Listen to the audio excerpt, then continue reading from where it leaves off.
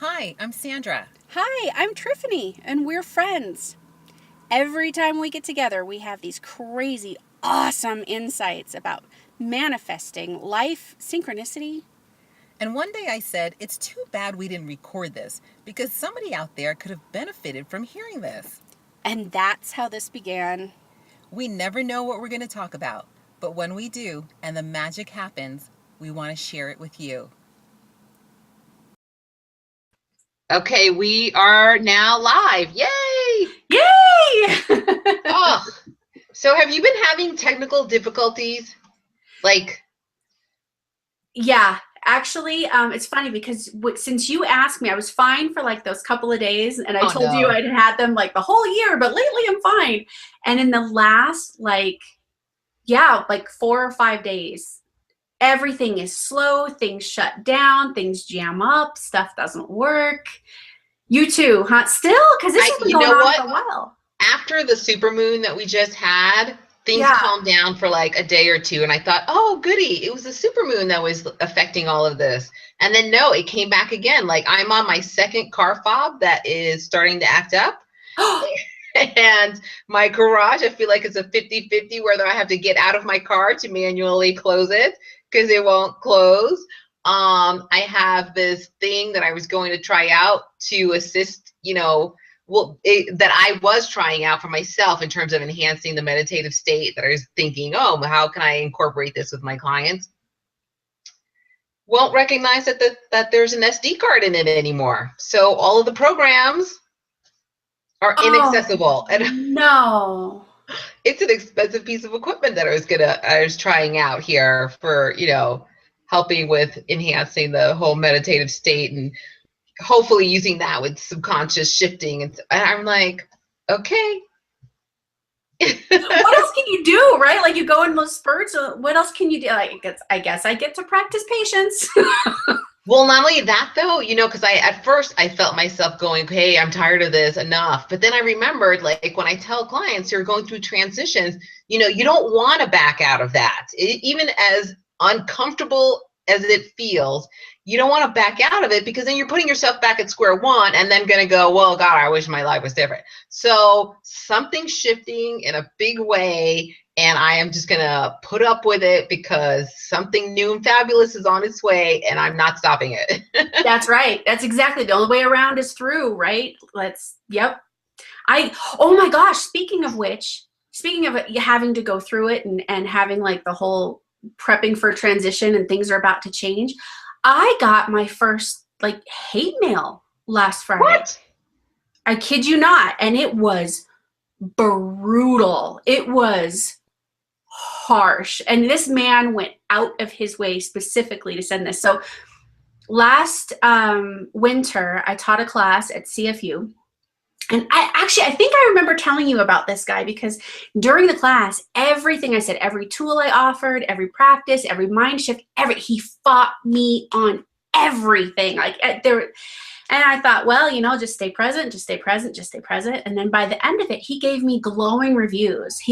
He said all kinds of nice things about me to the university. And to my face, he said that he was about to lose faith in the university, but I've restored faith for him. And I've loved this example when I talk to other people who, like other business leaders and stuff. I'm like, you never know what's going on in somebody's mind. Show up, do your best, leave your ego at the door. You never know because your worst critic can be your greatest fan, So I've used this example. Well, this is the man that sent me this hate mail. Why? I mean, what changed? That doesn't make any kind of sense. It doesn't make any kind of sense. And there's an it was an unsubscribe request to the Daily Magic that I've been sending, the Passion on Purpose project that I've been doing, sending out on weekdays. And there's an unsubscribe link in there. So click unsubscribe, dude. Like, that's not hard. And instead of doing that, he wrote to me and said that he had sent me other requests, which I even went as far, but I called my hosting company, asked them to check spam at the server level to see if anything got caught. Mm-hmm. He never sent me any other emails. So this was specifically targeted to try to make me feel bad. Did he use your name? Like maybe it was to somebody else. I mean, maybe he's trying to unsubscribe with somebody else. He even spelled it correctly. He even got the R in there. Oh my God. I know. But here's the thing. So I read it and, like I had that like, heart palpitation, like, oh, no, I would never do this to anybody. Like I would never have somebody on my list who didn't want to be there. I would never spam. I would never. And then likewise, I would never send an email that was so just pointedly mean. But here's the thing. So I read it. And I went, of course, I looked for the other messages he said he sent, didn't find them. So I'm like, okay, something else is going on here. And I went ahead and manually unsubscribed him and took a screenshot so that I would show him proof that, okay, whatever's happened in the past, it's taken care of now. And I wrote a response, and then I just put it in my drafts because I needed to make sure that I was calm when I sent it, that I didn't say anything that was going to trigger anything else in him. And during the day, I actually started like replaying the message in my head, and I would go back. I reread that message probably 4 or 5 times during the day. And the one he wrote, or the one that you were sending? The one that he wrote. And here's the thing, his language was very odd. He said things like, in case he was saying he had sent these emails before. So in case you couldn't take off your celebrity lens outlook on life, let me put this in a language you can understand. I was not just a fan having a bad day when I asked you to unsubscribe from your list. So he was using terms like celebrity, fan.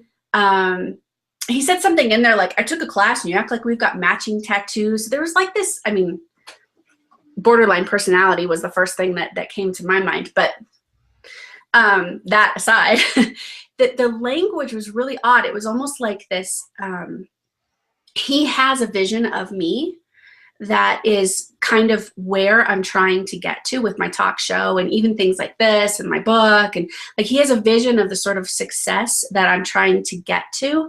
He holds it negatively, of course. And he has this view of me that it's almost that what you resist persists, and everybody was talking about Trump, and it just gave Trump more. I felt like almost on the other side of that, like he's resisting me, but he's also sort of like bolstering me somehow. It was the strangest thing. So by the end of the day, I was like, you know what? That's actually kind of badass. That's actually really cool that I am successful enough that whatever was going out in these passion on purpose emails, because these are reflective emails. He was accusing me of spamming him and trying to sell him stuff, but that's not what these are. They're thought prompts. They're like, hey, think about gratitude this way. Hey, where does gratitude show up in your body? So something in what I sent, he reflected on. He didn't like what he saw and projected it all onto me. And so by the end of the day, I was actually like, you know what? That means you're putting stuff out there. It's getting people thinking. It's changing the conversation that they're having in their head. And maybe they don't like their own answers. That's not on you, Triffany. But isn't that, and I had the same thought that you just brought up. Like the only way around is through. Like yes, you go through that pain, you accept that pain. And so the email I sent him back was, thank you for potentially showing me a problem in my email. Thank you for giving me this chance to fix it. Thanks for the opportunity to practice grace and compassion on my end. Like I was in such a grateful place by the time I sent that email. I'm like, thanks for looking at me. Oh my God, that's hysterical. Because I need that. Can you believe it? I couldn't believe it. Have you ever gotten anything like that? Oh gosh, no, I haven't. But anybody who puts themselves out there, though, it's something that's I don't even want to say it. I'm not going to even finish the thought because obviously I prefer not to have that happen. But you can't please everybody. That's just the unfortunate truth. Is somebody out there is not going to like something that you say or do or hear it in the way you intended them to hear it. And to me, I'm kind of, what saddens me is not necessarily what happened to you because they had a great outcome, but to other celebrities, that get these kinds of horrible things. I just saw a video of Brené Brown talking about the first time that she was on stage doing the TED Talk, and she got all of this feedback, and not all of it was positive. There were a lot of like negative stuff. And I just think, I don't understand myself. I would never, even if I disagreed with somebody, publicly send them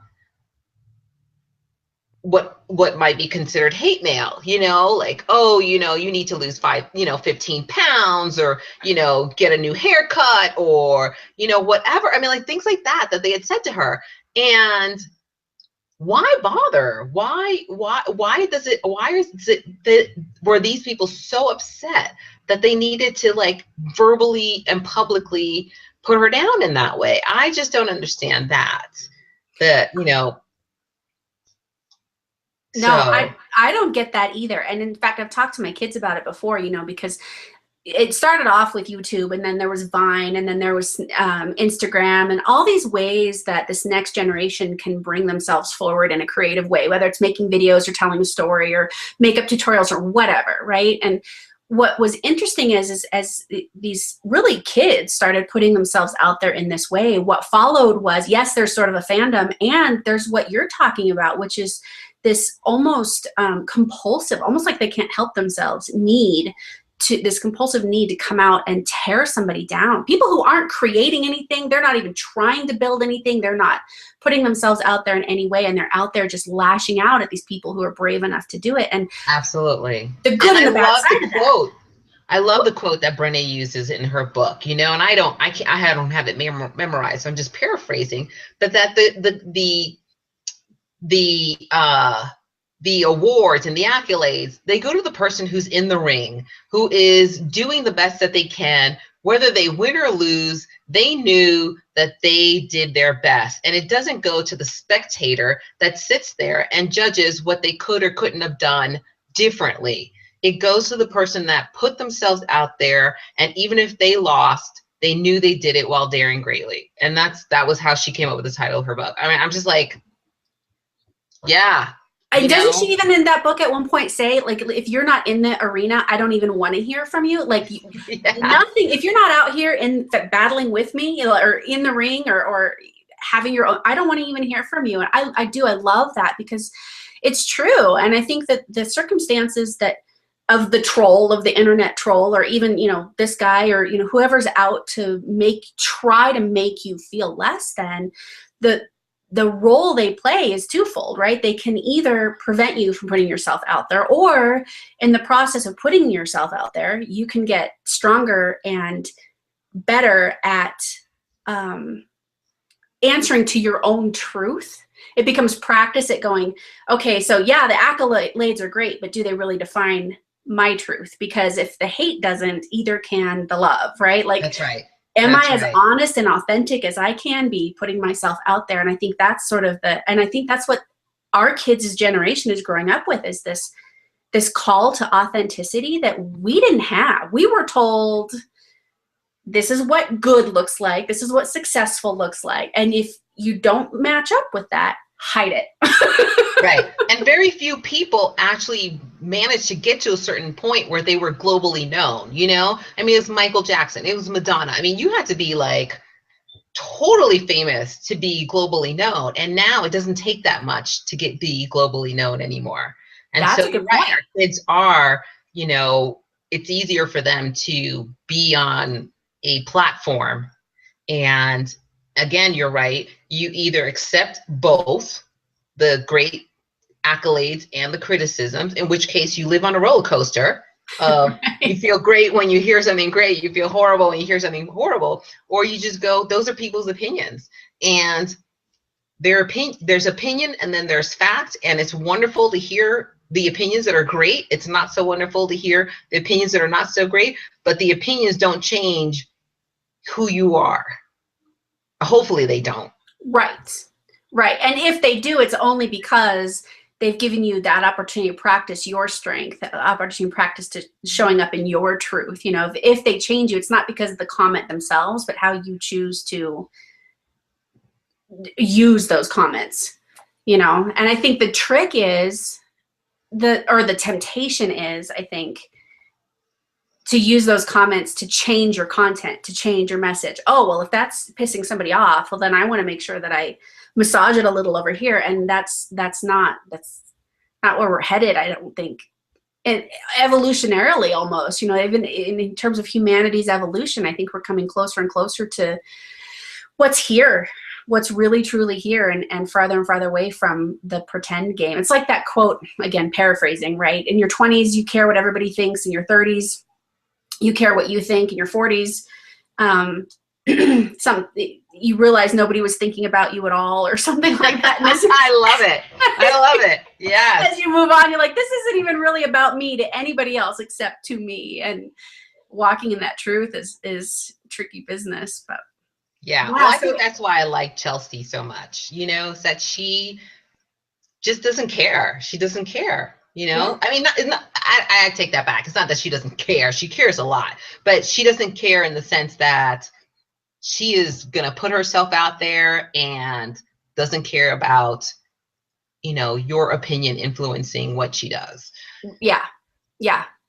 And I love that kind of authenticity. So sometimes I think, oh, it would be wonderful to like get to meet her and be friends. But then, you know, then I'm like, she's a little scary. It's, you know, I don't know.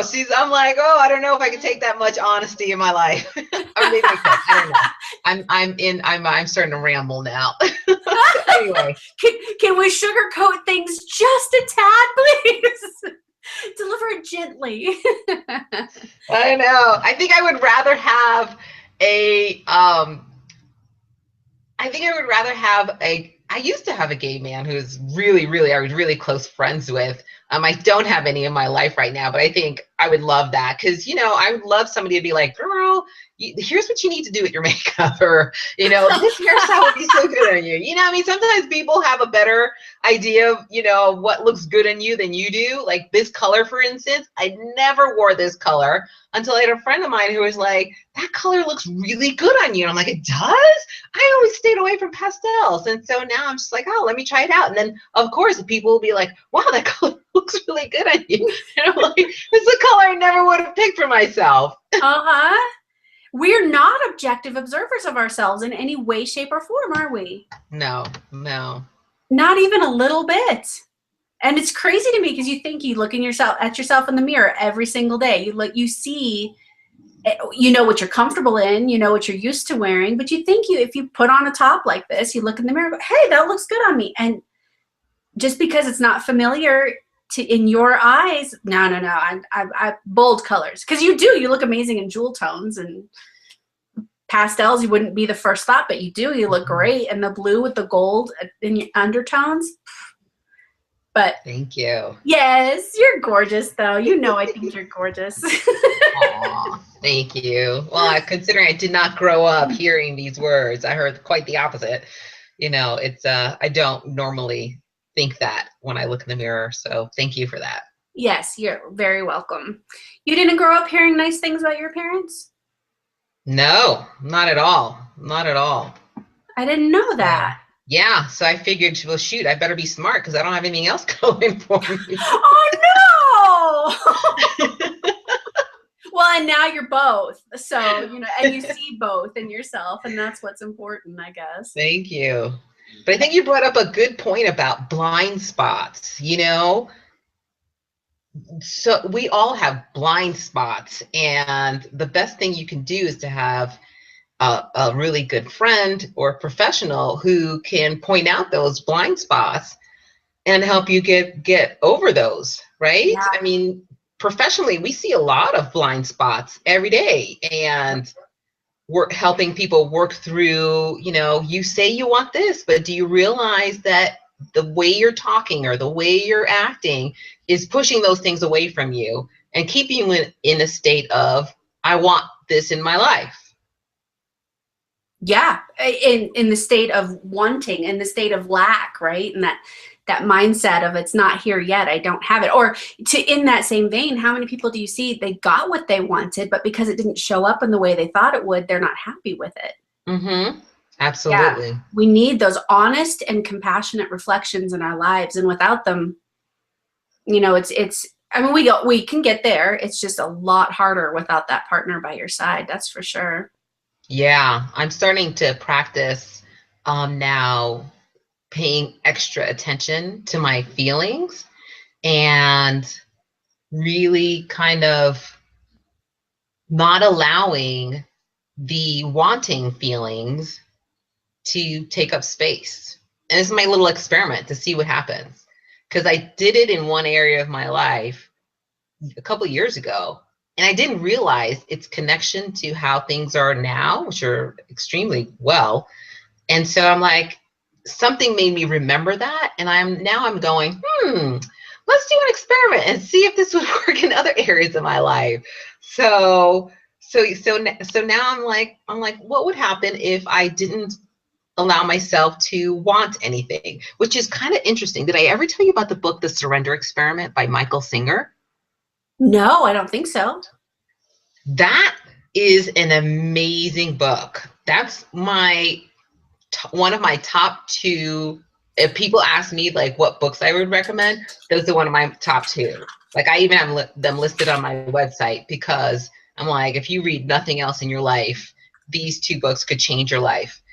And it's called The Surrender Experiment. And he actually wrote two books. The Surrender Experiment is his kind of life story. And then the other one's called The Untethered Soul. The Untethered Soul is the one that I have on my website. But I'm so glad I read The Surrender Experiment first, because it made everything in The Untethered Soul have a context for me to put all of those ideas into place for me. But that's how he started on his spiritual path, was just kind of saying, what if I let the universe decide for me instead of me deciding for me? And what an incredible life journey he went on because of that. Incredible.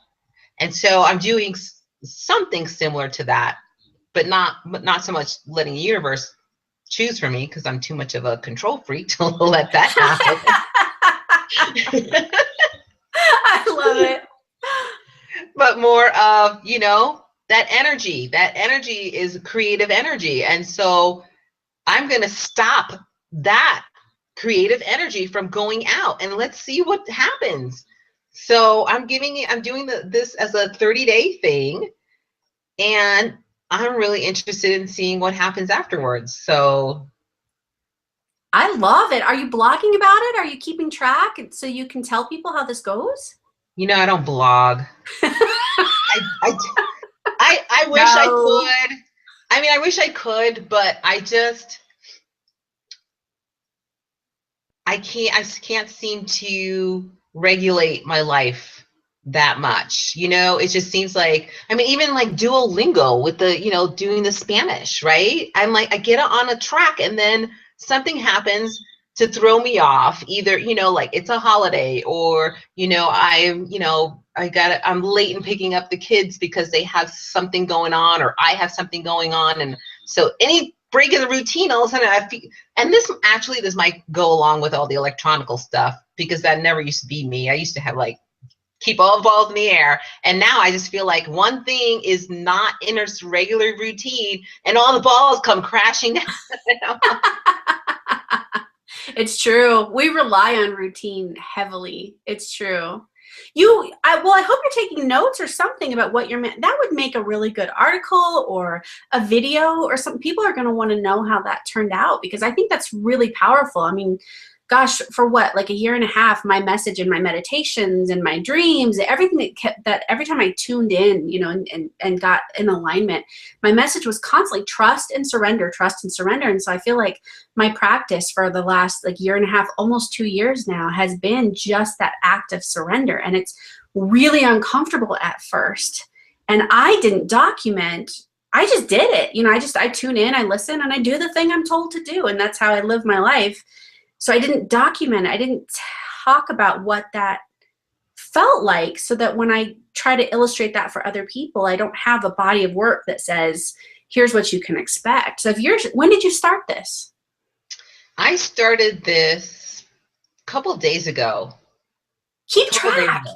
It would be so cool for you to be able to have something that helps people go, oh my God, it's not just me, or, thank goodness if it's happening to somebody like Dr. Thebaud, then maybe it's okay that it's happening to me. That would be really valuable, I feel. Yeah. I didn't think about tracking it, because I just figured I would just do it. And then at the end of the year, just go, oh, what's different? Because a lot of the times when change happens, it's so subtle and you don't realize until you look, time has gone, enough time has passed that you look back and you go, oh, wow. Because that's what's kind of happened to me with the other thing, you know, there had a, you know, relationship in my life, you know, that I just decided I wasn't going to rehash the past.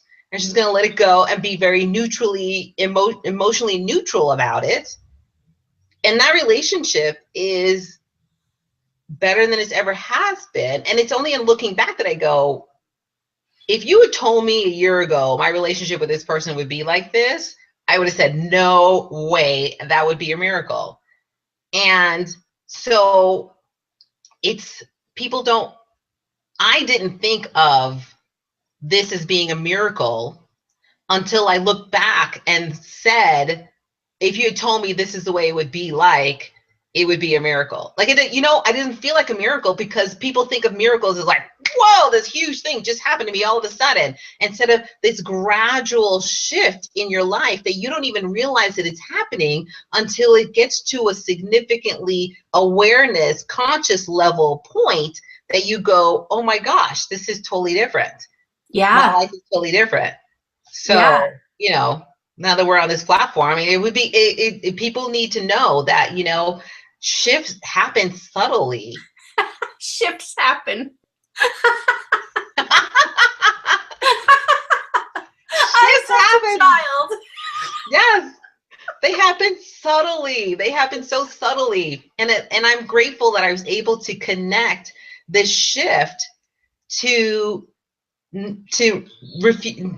deliberately stopping sending out negative energy, and not to, oh, well, it happened because of this and it happened because of that, and you know, maybe that person changed or I changed, and making all kinds of reasons for it. But you know, that was that, not to say that none of those things contributed to it, but what was the initial catalyst?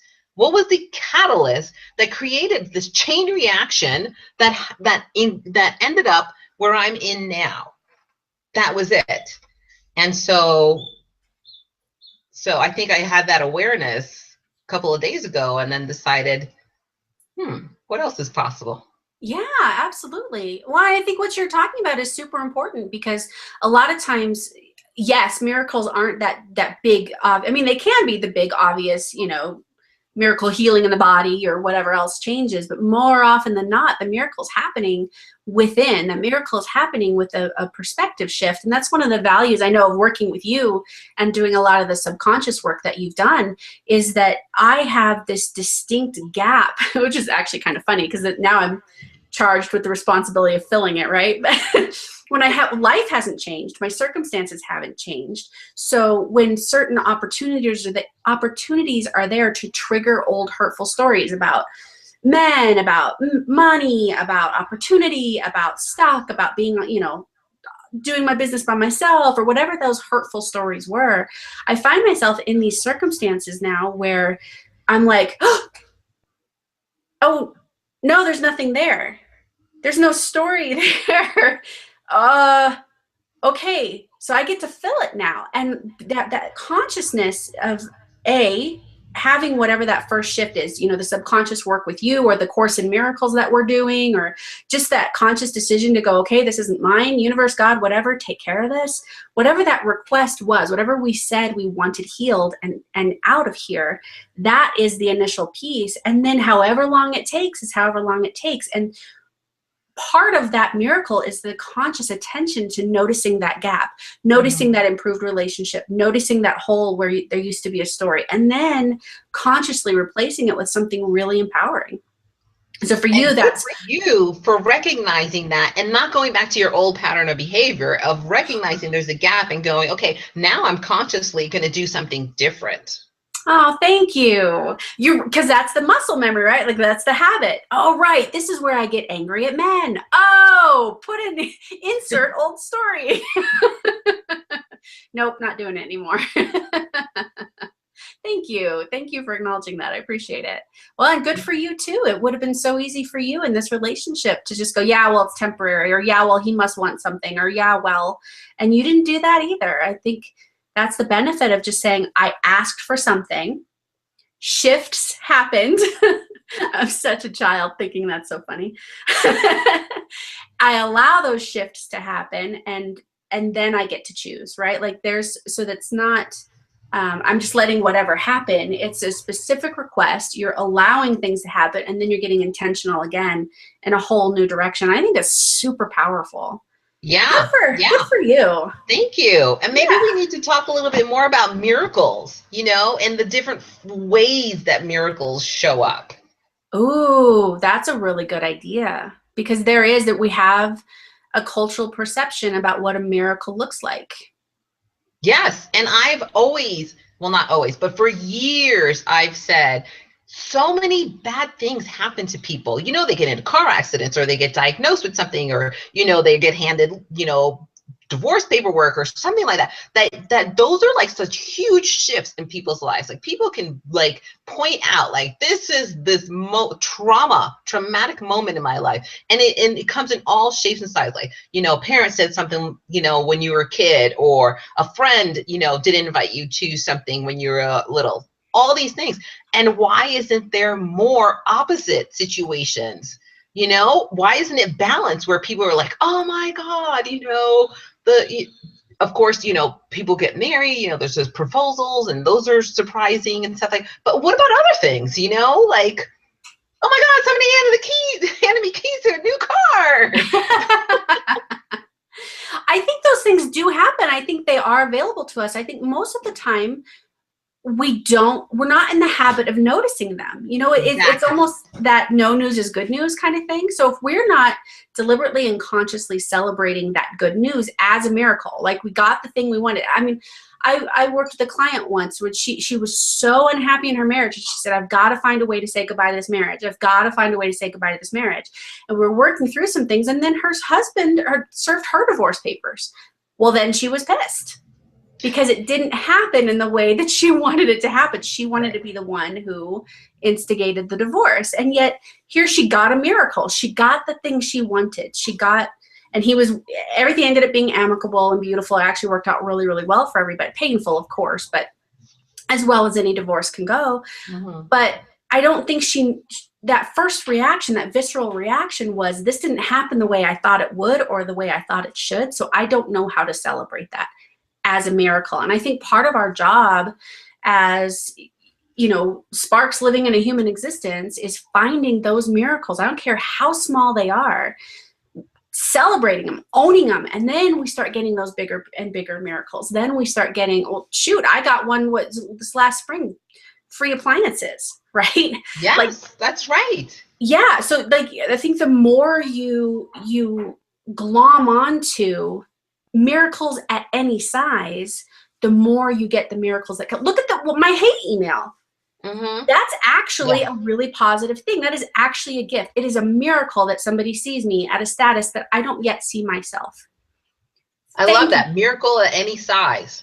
Yes, that'd be a good book or a good article. Celebrate the miracles at any size. And I think the more we do that, not only do we have that attentional bias where now we're looking for the miracles, we're looking for the good. So we're tuning out the bad. There's no bad, but you know what I mean? The uncomfortable, right?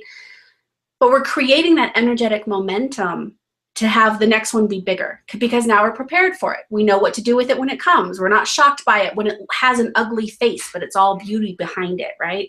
Like the whole nature of it changes. That gives me an idea for helping to change the neuronal pathways for being able to recognize miracles. And I think it's taking gratitude a step further, because a lot of people do gratitude journals, and especially during this time of year, right? I mean, Thanksgiving is in a couple of days, and people are going to be sitting around talking about what they're thankful for. And I think that to reprogram the mind to recognize gratitude, to maybe take it one step further and look at the things that you're grateful for, and then go, 5 years ago, would I have thought that I would have this in my life? And if the answer is no, then you go, oh my God, this is a miracle. Yes, that is a really great point, Because what we need to cement that, turn a grateful thought into gratitude, heartfelt gratitude. What we need to make that shift from mind to heart is that emotion, that visceral emotion behind it, the like giddiness and the butterflies and the excitement of the, right? And to put it side by, I think it's a really good idea, because what you're saying is put it side by side with the contrast. Where this wasn't before, let's put what we have now. Did you ever think you'd have it? Right. Now it's a miracle. And because to ask yourself if you'd ever think you'd have it, it introduces a level of awareness into it now. And that's the part that I think has been missing, at least for me, is in order to recognize a miracle, I had to realize that this is something that showed up that I never expected to show up, right? Isn't that kind of the definition of a miracle? Is that something wonderful happened that you didn't expect would happen? Yeah, absolutely. Or, you know, you had hoped it would happen, but you weren't sure how it would come, so you didn't totally believe that it could come.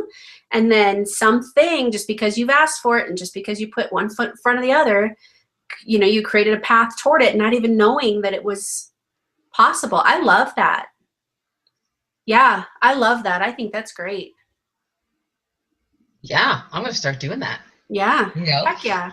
Well, the first thing that automatically comes to mind now is my kid's school. Like, that's a freaking miracle.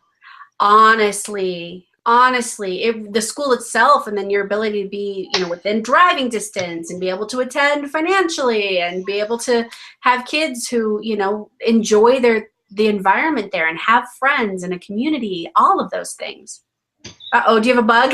I know, something's flying around here, and I'm like, no. Yeah, celebrating all those little things, I think. Sorry? Oh, celebrating all those things, I think, is super important. Yeah, yeah. I think really retraining the brain to see miracles is huge, because you know the whole thing about rose-colored glasses. You're going to see things the way you're already primed to see them. And so how awesome would it be if you can prime yourself to see miracles? Doesn't that open it up? Doesn't it open you up energetically to receive more miracles? Oh, absolutely. Totally open to receiving more miracles. Yeah, absolutely. If for no other reason, just because you're choosing to see them, those miracles are sitting around you all the time going, look at me, look at me, look at me. So for no other reason, you know, turning your attention to them and being able to see what is actually there is huge. I mean, shoot, that's a whole lot of what I do with the Fail to Win program, is exactly that. It's just now I'll introduce this new tool and give you credit and say, this isn't mine, but my friend Dr. Thebaud had this idea, because it really is. We've got whatever it takes to get us to that feeling state. That's what changes the neurology, you know, those neural pathways. That's why anything that's scary or traumatic or threatening in any way immediately creates a belief, because it hits the emotions. Those emotions like cement, like weld those neural pathways together. Well, if we're going to redo that, we need something that is that strong on the positive side. Excitement, celebration. Yeah, that's why I'm doing that experiment. I love it. And I hope you keep track. Well, I'm not as sure even how I would keep track. A daily journal? I don't know, because like you said, they're all so subtle. But if you could really illustrate to people what that looks like. So, you know, maybe it's an exercise in surrender, you know, and maybe when you're at the grocery store, you feel the impulse to pay for the person's groceries in front of you. I don't know what it's going to be, but you know, I did notice a change, actually. Oh my gosh. You did? What is it? Yes. Tell me.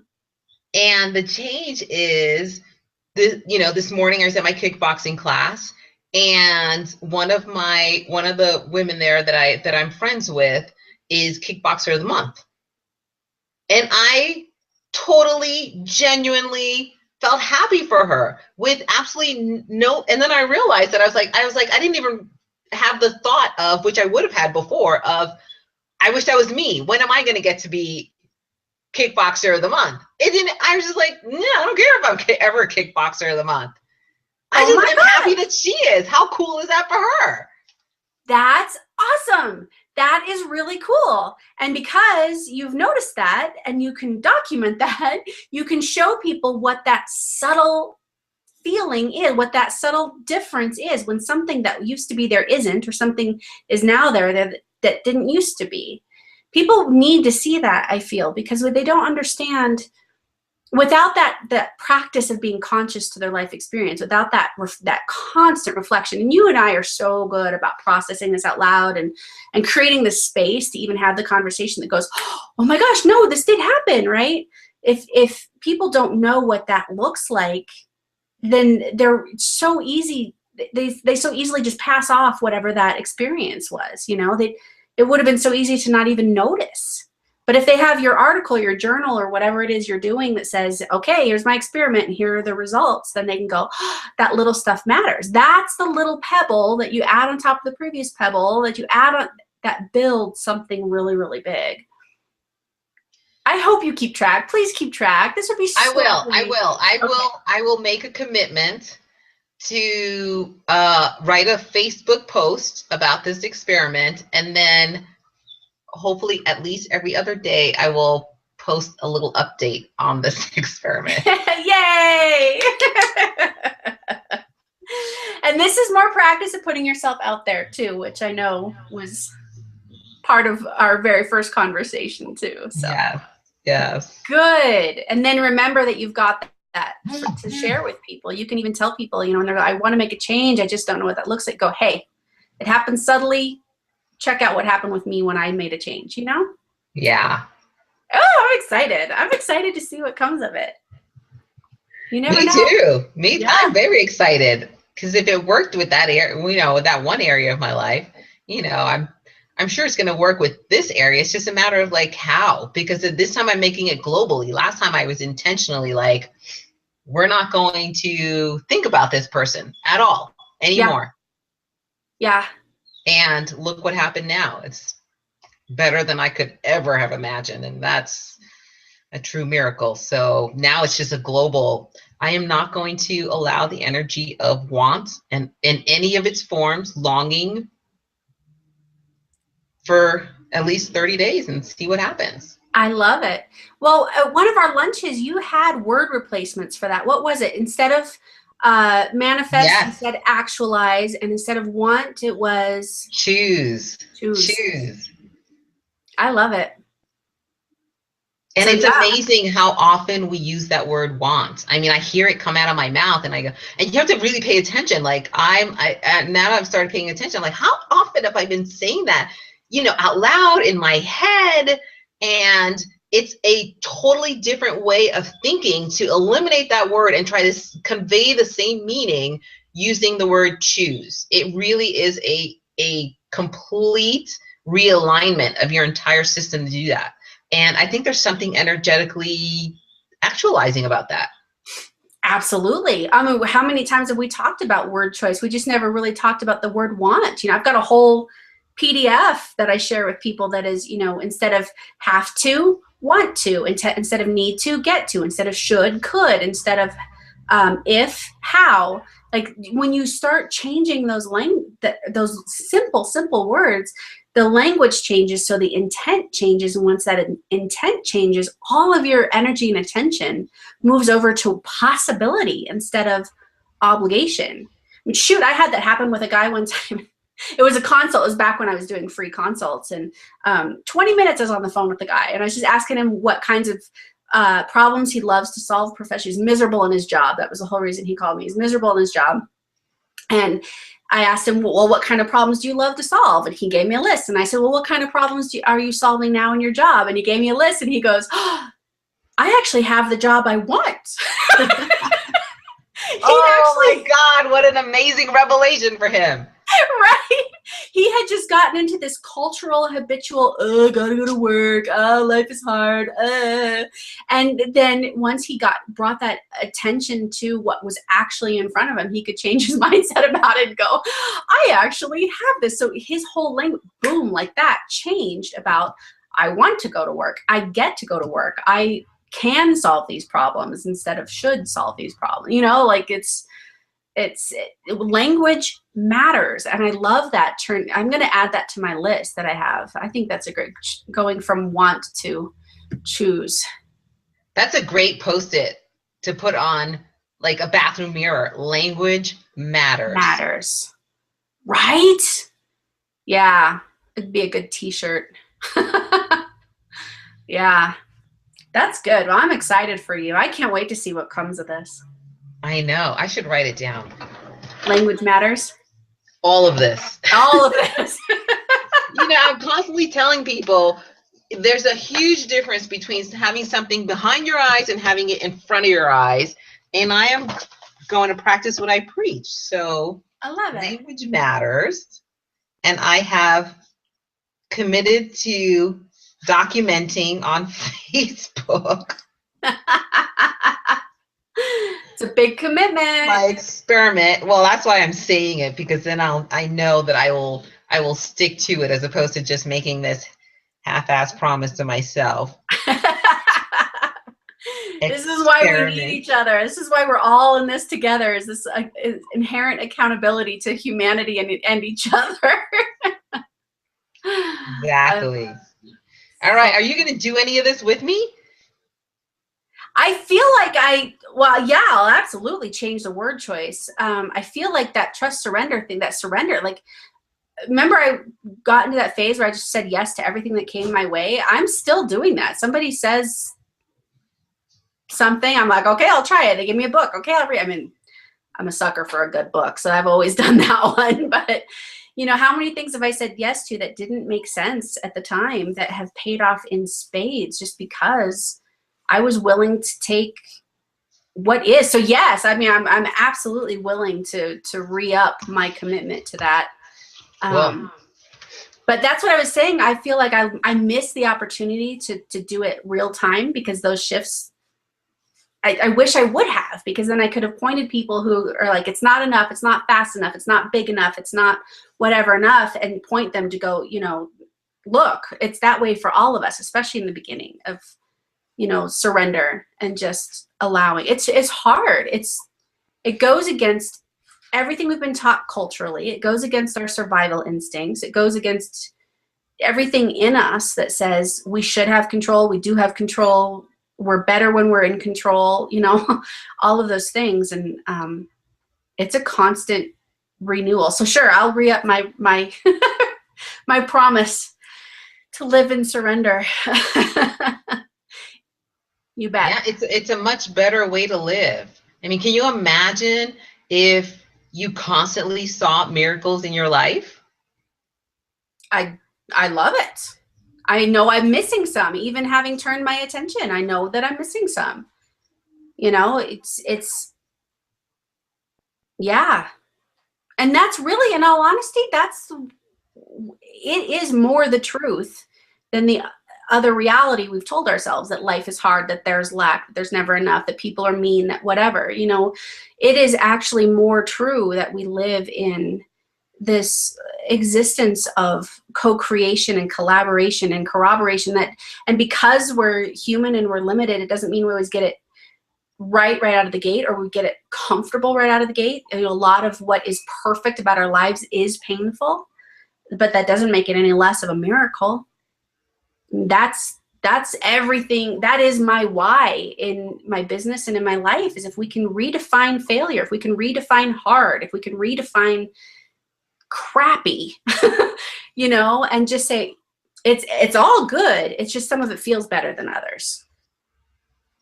And then you see it everywhere. Everything works out. Everything's good. The hate mail is good. The divorce is good. The fight with the kids is good. It's all good, because it's all an opportunity to improve who you are and how you show up in the world. And that is a miracle, because you know that's constant work. Yeah. Until it's not. Yeah. Yeah. I keep saying yeah, and I'm thinking, wow, this is a whole new level of stress management. It is. What was the term that Course in Miracles used at the very beginning? Not angry thoughts. What was the term that it used in the beginning? And I was so frustrated, because I'm like, I'm looking. Oh, shoot. I remember what you're saying. I can't remember the thoughts because I was like, yeah, I have those. And I And had you're like, I don't have those. And I'm like, you don't? I did ultimately find them. They were just self-directed, but oh, what were they? Were they angry thoughts? No. Well, there was that was the inference, right? That Right. you have these thoughts of like that generate arguments in your head. Yeah. Generally focused at other people, and so when you talk about peace, peace is the absence of those judgments, right? Peace is when you're not walking around thinking everybody's a jerk because they're trying to go on with their day and it happened to interfere with your day, right? It's the absence of that story, and that is it's a beautiful place to live. I strive to live there even more often. I found mine were just self-directed more than I thought. That was my big surprise because I thought that I lived in a place of self-love and self-acceptance. And I realized that I had a lot of work to do in that area, that I still lived with a lot of self-judgment. Well, the path is an eternal path, right? I mean, we're eternal beings. The journey is eternal. So I think the number one thing is not to expect that you're going to arrive at a place of happiness, peace, joy, whatever. It's just going to be an increasing journey. Well said. It's a spiral, isn't it? It's not a linear line. It's a spiral. You keep coming back to those issues and that peace lasts a little longer than it did last time you were there, but you're going to hit that next layer. You're going to hit that next ring, and you go through all those paces. Shoot, how many times have we had the same epiphany over and over and over again, but now it means something different, or now it goes a little farther, and now we have it for a new context, right? Like it was a relationship and now we're going global. That is the practice. Life is a practice. I think you're right. There's no arrival point. And if there was, how boring would that be? Like, yeah, that's true. I mean, you'd never get to you would actually get to a point where you go, well, gosh, what's next? And the answer is nothing. Yeah, that is enlightenment, I guess. I don't know. Well, this has been fun. What a good conversation. I know we're getting close to the top of the hour. Yes, definitely. This has been great. And I hope that the people who watch this while they're, I don't know, washing dishes, folding laundry, whatever, enjoy the conversation. Yeah, me too. Hey, guys, if you're out there and you are getting something out of this, let us know. Sandra's YouTube channel, my YouTube channel, the blogs, and whatever it is that you can stay in contact, because it's really helpful for us to know if this is even delivering anything of value. Because we can chat for hours. Sandra and I can go for hours doing this. Well, I told my meditation group about how it was our conversation around the energy of money that got us started. And they're like, oh, did you record that? And I'm like, no, that was the conversation that made us go, well, shoot, it's too bad we didn't record it. So many people could have been like, had some aha moments out of it. Right? Well, we're doing it now. And what they'll get when we come up on that layer and we have that conversation again and we have that epiphany like it's brand new again, they'll get it on a deeper level, and maybe it'll impact more people by then. So trust and surrender. Absolutely. All right, my dear, let's sign off and say goodbye. All right, that sounds good. Well, I love you, and I'll see you next Monday. Love you too. Yes, I will see. Oh, is it next Monday we're getting together? Aren't we? We probably are. I'm looking at my calendar, which is just totally blank. Yeah, I've got us down.